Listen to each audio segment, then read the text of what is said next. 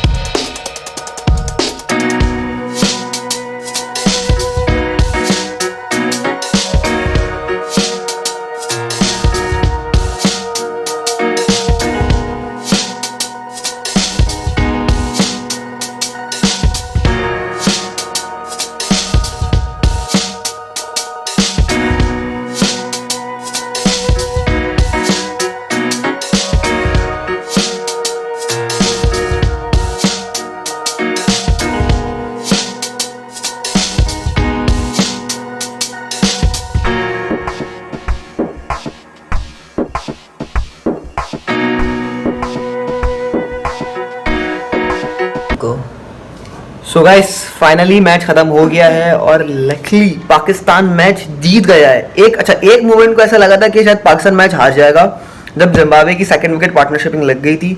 अच्छा नहीं, उससे पहले भी मुझे हुआ था, जब शर्जील आउट हुआ तो मुझे लगा यार अब लाइन लग जानी है, लेकिन वो तो शुक्र है बाबर आजम 19वें ओवर तक खड़े रहे रिजवान के साथ साथ। थोड़ा स्ट्राइक रेट लो था, थोड़ा स्लो खेला, but it's okay according to condition. उससे बेहतर था कि हम 99 पे ऑल आउट हो जाए, तो हमने एटलीस्ट 165 तक करा।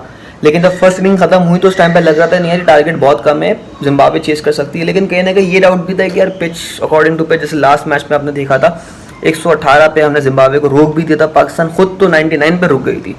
तो कुछ इस तरह की पॉसिबिलिटीज होती हुई दिख रही थी, तो मैंने कहा हो सकता है यार 166 165 इज अ गुड टारगेट। लेकिन जब उनकी सेकेंड विकेट पार्टनरशिपिंग लगी तो उस टाइम पे तो भाई वाकई लम्हे को लगा था कि हम लोग मैच हार गए हैं। लेकिन फिर वो एक शॉर्ट मीटिंग हुई थी जिसमें सरफराज, रिजवान, बाबर, फ़खर वगैरह ये लोग खड़े हुए बात करते हैं, शायद इट वर्क्स। या आप ये कह लो भाई सैफ़ी भाई थोड़ा सा लकी हैं टीम के लिए, वो जब तब खेलते हैं पाकिस्तान मैच जीत जाता है। तो इन दी एंड फाइनली पाकिस्तान मैच जीत गया। ना सिर्फ मैच जीत गया, पाकिस्तान सीरीज़ जीत गया। उसके अलावा most important part, Babar Azam के फास्टेस्ट 2000 रन हो गए। और ऑल क्रेडिट गोज टू, आपको पता है यार, हसन अली के लिए। बंदे ने 4 ओवर में 4 विकेटें लेकर 18 रन देकर जो बॉलिंग कराई है आज, मतलब भाई आउट क्लास कर दिया बंदे ने। मतलब इन आउट, पहले आउट हुआ लंबा, फिर दोबारा बंदा आया, फिर फॉर्म इतनी अच्छी लग नहीं रही थी, लेकिन आज जो बंदे ने आखिरी स्पेल करा है अपना, वो बहुत ही कोई आउट क्लास स्पेल कर दिया। तो फाइनली पाकिस्तान आज का मैच जीता और लिटरली इट इज़ बहुत अच्छा हो गया भाई। आज का संडे तो मैच जीत गया पाकिस्तान, मतलब नो वर्ड्स। हाँ, जिम्बाब्वे या बोलो कि यार जिम्बाब्वे से भी एक हार गए, बट इट्स ओके।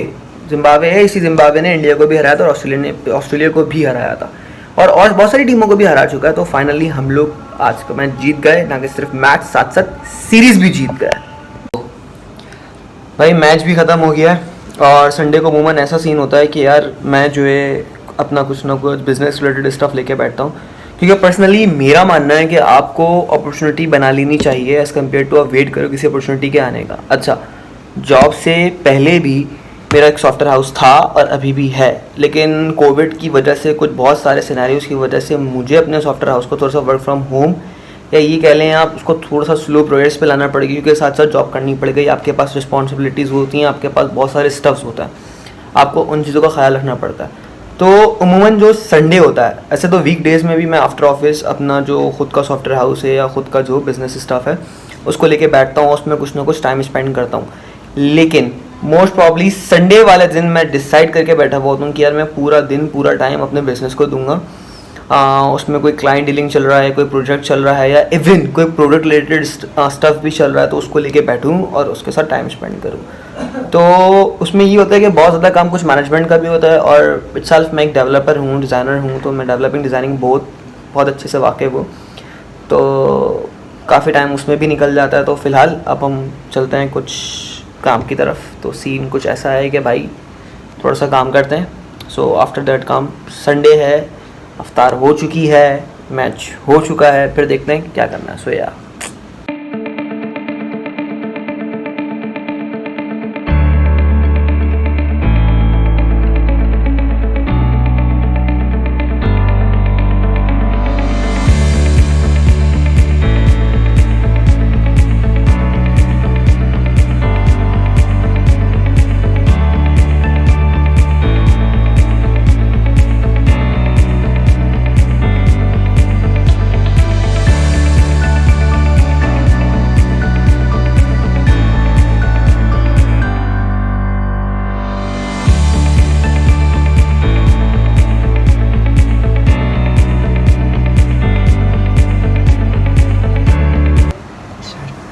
हाँ भाई, फाइनली काम वगैरह से फ़ायदा हो गए। तो जो काम था वो काम किया। पहले आज सुबह लेट उठे, वही मैच देखा, मैच देखने के बाद अफ्तार वगैरह करी, काम वाम किया। नाउ फाइनली काम वगैरह से फ्री हो गए। तो यार बात ये है कि जैसे कि it's my third vlog and I am just thinking that कि जब मैंने व्लॉगिंग स्टार्ट कर दी, लिटरली मैंने नहीं सोचा था कि इतनी मुश्किल हो सकती है। जब मैं दूसरों के व्लॉग्स देखा करता था ना, तो मैं उन पे बोला करता था, बे यार देख कैसे बोल रहा है, अबे यार ये भंडे देख, क्या ये नहीं आना चाहिए या वो आना चाहिए। अब जब आप खुद कर रहे होते हो ना, यानी कि कैमरे के पीछे बोलना और कैमरे के आगे बोलने में बहुत वाज़ेह फ़र्क है। अब जब आप खुद कर रहे होते हो, आपको वीडियो एडिट भी करनी पड़ती है, आपको चीज़ें देखनी भी पड़ती है, तो आपको पता चलता है नहीं यार, it's not an easy task.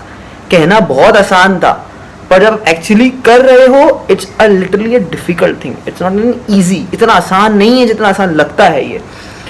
तो ये सोचा है कि यार अब क्यों ना व्लॉग्स को, इट्स माई थर्ड व्लॉग्स, इसके बाद अब व्लॉग्स को एक डायरेक्शन देते हैं। डायरेक्शन एज एन कि अब व्लॉग्स करेंगे तो करेंगे किसी ओकेजन पे या किसी पॉइंट पे आके। जैसे कि सपोज कि किसी भी चीज़ के रिव्यूज़ हैं, कुछ लिया उस ब्रांड के या उस चीज़ के रिव्यूज़ हो गए।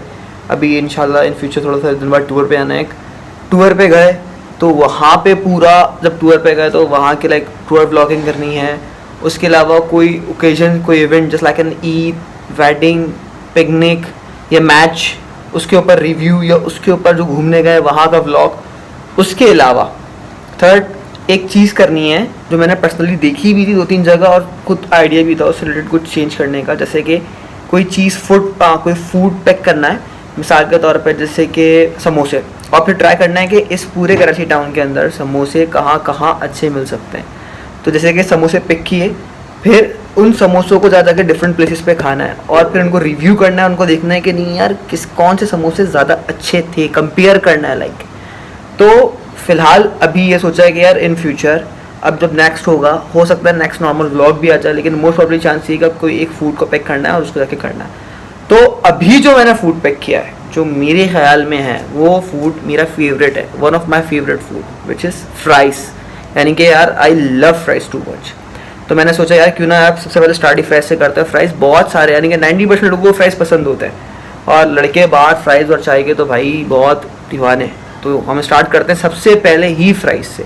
तो यार आप लोगों ने पहली चीज़ मुझे ये बतानी है कि आप लोगों ने सजेशन देनी है कि भाई कहाँ के फ्राइज़ सबसे अच्छे जो आपने खाए हैं पर्सनली, वो कमेंट्स में बता दें सबसे पहले, ताकि यार मेरी पूरी कोशिश होगी कि मैं वहाँ जाके वो फ्राइज़ खाऊं और खा के फिर बताऊं कि हाँ यार इस फ्राइज़ में क्या अच्छा था, या ये फ्राइज़ वाकई सबसे अच्छे फ्राइज़ है, या मुझे जो किसी और ने फ्राइज़ बताए थे वो ज़्यादा अच्छे फ्राइज़ है।